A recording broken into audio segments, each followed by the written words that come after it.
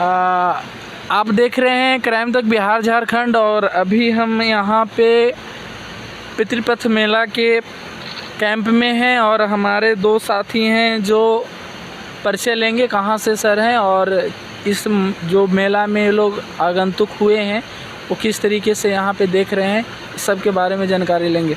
Sir अपना परिचय बताइए, कहाँ से हैं? सोनपुर। सोनपुर जी। सोनपुर में कहाँ? सोनपुर मेला लगता है ना। अच्छा, जो मेला पुराना चिड़िया बाजार। जी जी जी।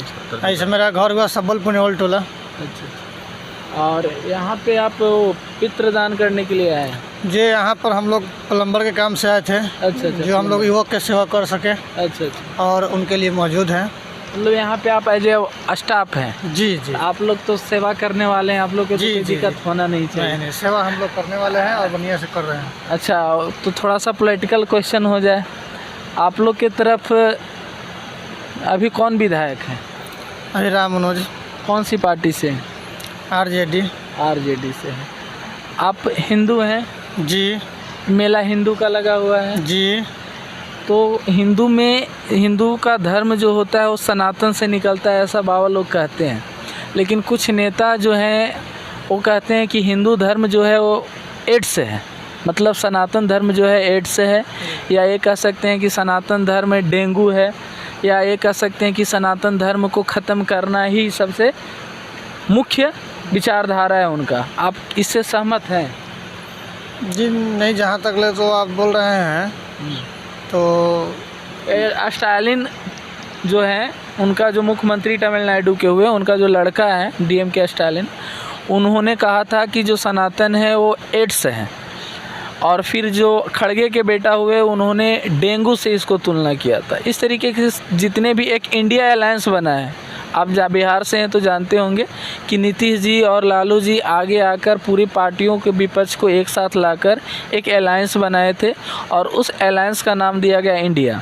अब इंडिया के मुख्य एजेंडा में है कि हिंदू धर्म देश के लिए खतरा है। आप इसे कैसा मानते हैं?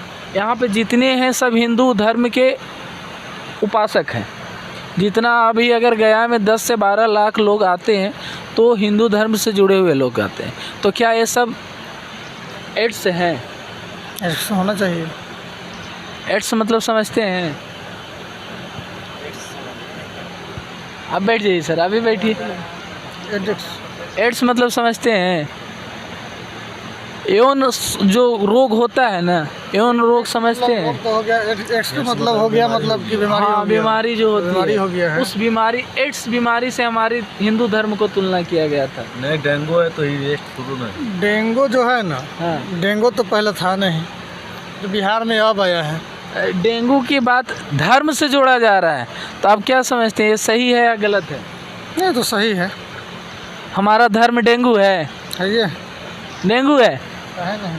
तो फिर इतना लोग जो आ रहे हैं धर्म के उपासक, ये सब डेंगू के उपासक आ रहे हैं। और क्या रहे हैं, जब उनका नज़र में यही है कि डेंगू को आपस के लिए भेज दिए हैं। अच्छा, तो वही ना होगा, दूसरा क्या होगा। मुख्यमंत्री और प्रधानमंत्री दोनों का चुनाव आ रहा है। प्रधानमंत्री मोदी जी ठीक हैं कि नीतीश जी को बनाइएगा? देखिए, नीतीश जी तो जो किए कहानी खत्म अपना जगह पर जो है ठीक है। नीतीश जी इस बार नहीं जीतेगा। कहानी खत्म है। नीतीश जी की कहानी खत्म है? खत्म हो जाएगा कहानी। नीतीश वो जी का कह रहे हैं कि हम प्रधानमंत्री बनेंगे। सपना दिल्ली दूर है। नहीं, कभी नहीं बन पाएगा वो। नहीं बनेंगे? नहीं, कभी नहीं बन पाएगा वो। मुख्यमंत्री नहीं, क्या बनेगा वो? मुख्यमंत्री कौन बनेंगे? हो सकता या है कोई दूसरा बन जाए उसी जगह पे, हाँ, या तेजस्वी बन जाए। तेजस्वी भी नहीं बनेगा, चिराग पासवान बन सकता है। चिराग पासवान बन जाए, हाँ, क्योंकि चिराग पढ़े लिखे लोग हैं और एक मैच्योर नेता है। तो जैसा कि सर लोगों ने पूरा राय दिया कि नीतीश कुमार ना होकर कोई भी बिहार के मुख्यमंत्री बने चलेगा, लेकिन नीतीश कुमार नहीं चलेंगे।